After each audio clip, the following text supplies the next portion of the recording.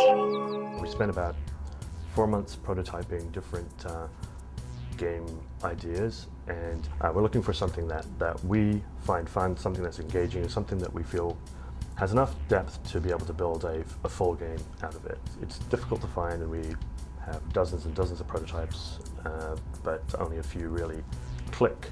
We wanted to make a pachinko game, but the issue with pachinko was the luck versus skill issue, and we were tending to make games that were either too skill-based or too luck-based, and getting the right balance was hard without making it an overly complicated game or an overly difficult game.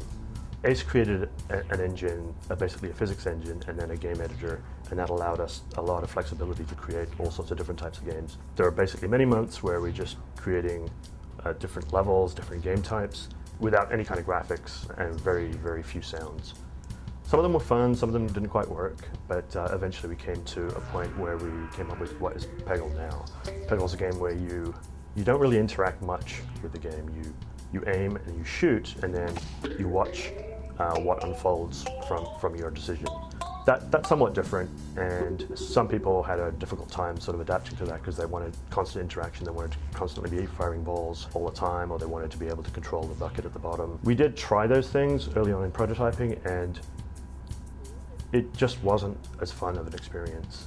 Once we got to a point where we liked the mechanic, then we started thinking about, well, how are we going to theme this? You know, what kind of graphics are going to go in this game? That took a while. We had a few missteps and changes of direction there, but eventually came to the kind of wacky theme that Peggle has now. At first, you know, we weren't sure, did we want characters or not? Creating 10 characters wasn't going to be easy.